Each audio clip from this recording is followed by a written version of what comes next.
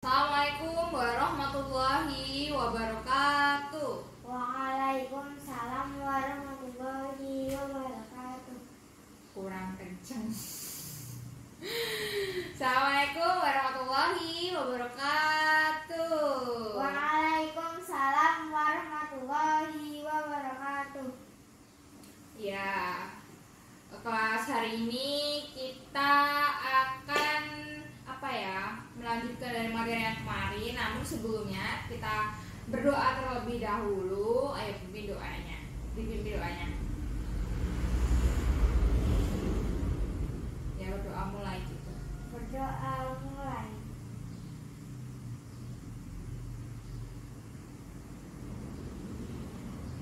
Berdoa selesai. Nah, good. Hari ini siapa aja yang nggak hadir? Nggak ada ya, hadir semua ya. Mau menyanyikan lagu Indonesia Raya, cuman kok siswanya cuman satu.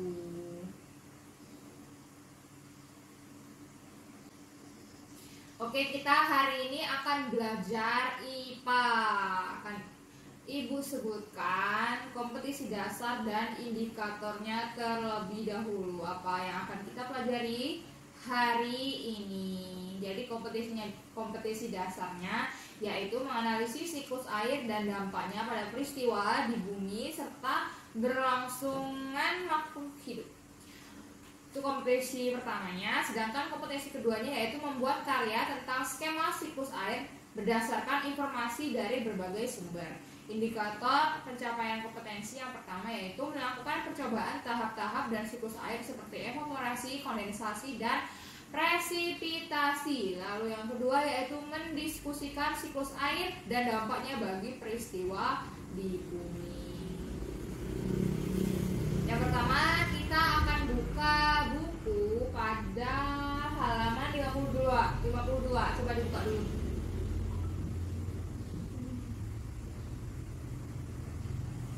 Udah dibuka. Coba diamati dari kedua gambar tersebut. Apa komentarmu melihat kedua gambar tersebut? Gambar manakah yang lebih indah dilihat? Yang gambar A. Ya, karena indah. Karena apa? Tanamannya yang hijau. Agak keras kayaknya. Tanamannya hijau. Nah, dapatkah lingkungan seperti gambar A berubah seperti gambar B? Bisa nggak gambar A berubah jadi gambar B? Bisa. Gara-gara apa? Gara-gara hilangnya air. Ya, gara-gara kekurangan air. Terus, dapatkah lingkungan seperti B berubah menjadi gambar A? Bisa. Caranya? Terkena hujan kayaknya bisa. Karena hujan. Selain karena hujan? Belum tahu. Nah, itu kita udah tahu kan gambar 1 sama gambar 2 itu gimana? Ya. Udah ngerti gitu. Coba dibaca itu halaman 53 dengan keras ya. Tentang siklus air tanah. Ayo membaca. Siklus air tanah. Proses siklus air menyebabkan air bergerak meninggalkan tanah ke udara. Selanjutnya, air turun lagi ke tanah dalam bentuk air hujan. Nah, air yang turun ke tanah ini ada yang masuk ke sungai. Aliran air di sungai ini akan terkumpul kembali di laut.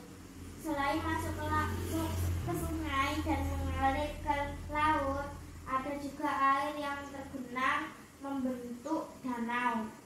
Air yang turun ke tanah ada yang masuk dan bergerak ke dalam tanah melalui celah-celah dan pori-pori tanah serta batuan. Air yang masuk ke dalam tanah ini kemudian menjadi air cadangan sumber air. Air tanah itu bisa dibilang sebagai cadangan air. Kan siklus hujan adalah air laut yang naik karena penguapan dari sinar matahari, terus habis itu jatuh hujan.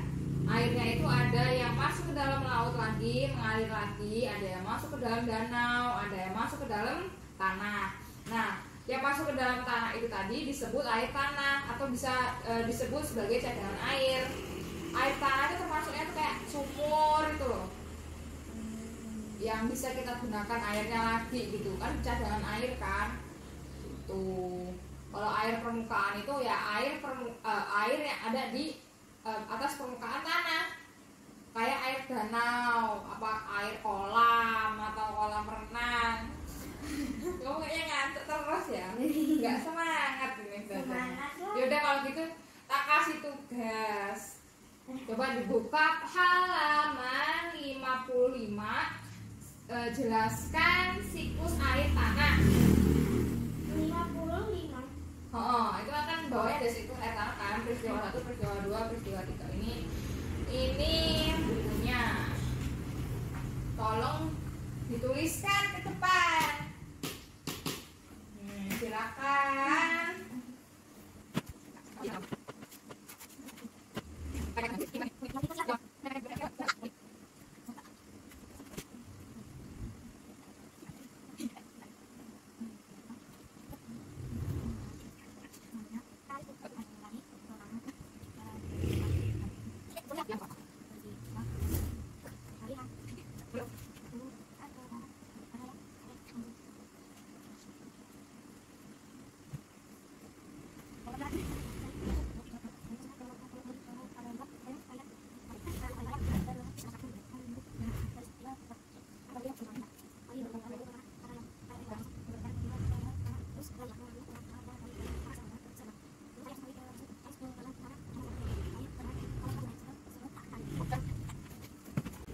Sudah, coba dibaca.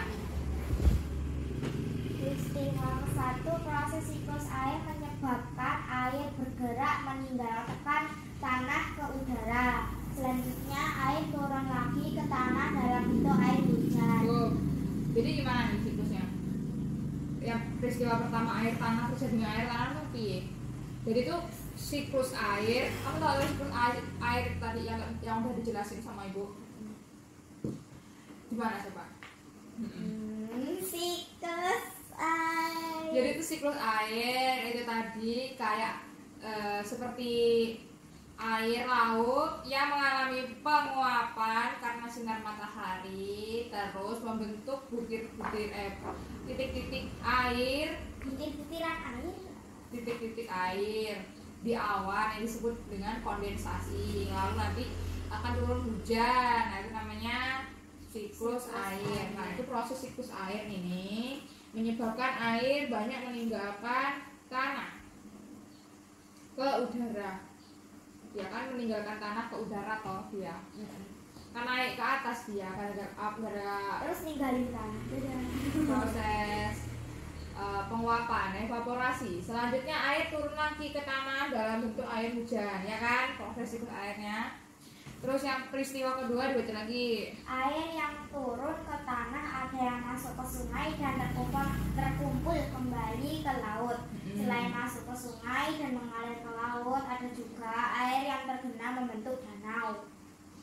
Air kan itu turun hujan, ada yang turun lagi ke tanah, ada yang masuk lagi ke dalam sungai atau ada yang turun lagi ke laut. Selain masuk ke sungai dan mengalir ke laut, ada juga yang membentuk danau. Nah, tadi kan udah jelasin air tanah dan air permukaan. Air tanah tuh air yang mana? Air yang di tanah. Ya. Air. Terus air sungai itu termasuk air tanah apa air permukaan?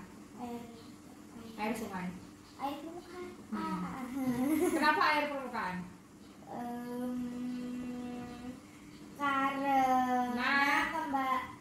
Karena airnya bergerak.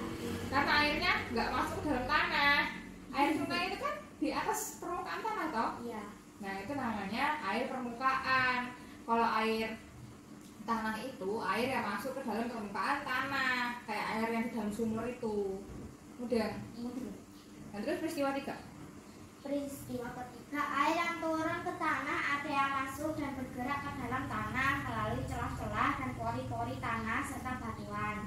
Air yang masuk ke dalam tanah menjadi air cadangan sumber air.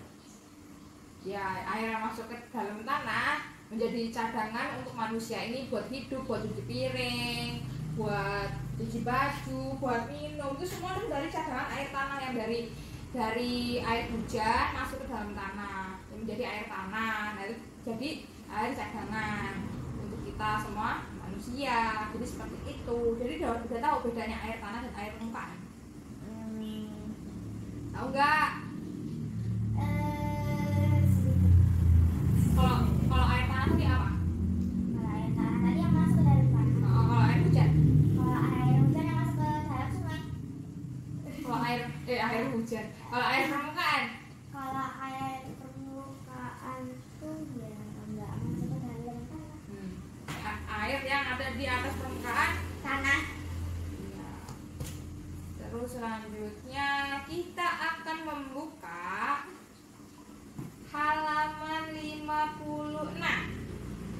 56. Yaitu kan ada 3 soal nih, ayo berdiskusi. Soal pertama tadi kan udah dikerjain. Nah, terus soal yang kedua tuh sama yang ketiga dikerjain, cuman nggak usah ditulis ke depan, nggak apa-apa lah, dibacakan aja soalnya sama jawabannya.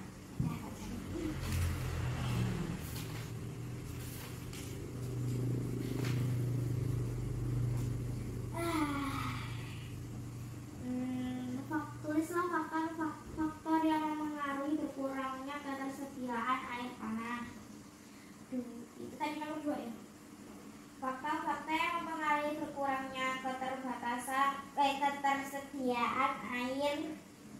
Apa aja faktor-faktornya yang bisa menyebabkan atau mempengaruhi berkurangnya ketersediaan air tanah? Penebangan pohon. Ya, betul. Musim kemarau. Udah.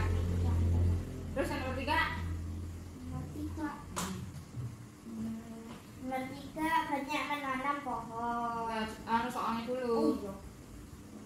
Tulislah kegiatan yang dapat kita lakukan untuk menjamin ketersediaan air tanah. Nah, tadi banyak menanam pohon, terus melestarikan hutan. Lalu kita ke ayo mencoba. Ayo mencoba, kita akan mencoba eksperimen yang bisa kita lakukan untuk apa ya, bisa menganalisis mana air tanah dan mana air permukaan gitu. Kita akan melakukan eksperimen. Pertama, masukkan batu di sini ya.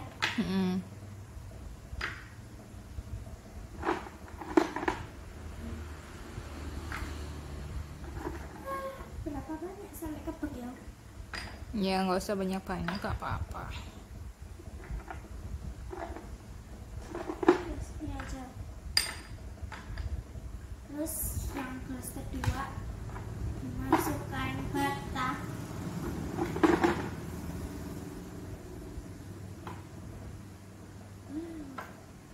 Kayak seperti Ada gelembungnya ya, ya. karena dia masuk ke dalam pori-pori airnya. Ini ada ininya, balon-balonnya, air bergelutnya, tapi nggak bisa masuk. Mukanya rata. Nggak bisa masuk. Ya. Lalu amati selama 1 jam. 1 jam sudah berlalu, lalu yang menunjukkan airnya sedikit, yang ada batu batanya. Airnya sedikit. Nah, tadi kan sudah melakukan eksperimen atau percobaan sama batu bata dan batu kan di dalam air itu. Nah, sekarang bisa diceritakan hasil dari eksperimen atau percobaan kalian tadi ke depan. Coba diceritakan ke depan.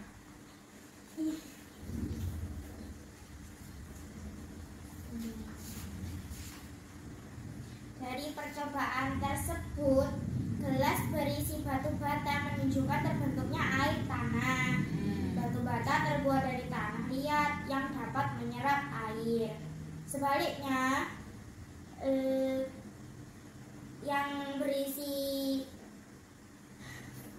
bongkahan batu menunjukkan terbentuknya air permukaan karena batu tidak dapat menyerap air. Jadi kayak gitu. Ya udah duduk. Selesai ya pembelajaran kita. Jadi hari ini kita belajar apa? Tentang Siklus air. Terus siklus air tanah, air permukaan. Jadi kenapa batu bata itu bisa menyerap air? Karena terbuat dari tanah liat. Wah, great. Nah, sekarang pembelajaran kita sudah selesai. Jadi kita tutup pembelajaran ini dengan doa. Ayo dipimpin doanya. Kayak tadi. Ya. Berdoa mulai.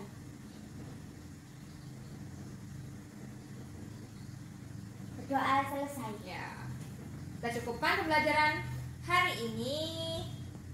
Ibu tutup. Wassalamualaikum warahmatullahi wabarakatuh. Waalaikumsalam warahmatullahi wabarakatuh.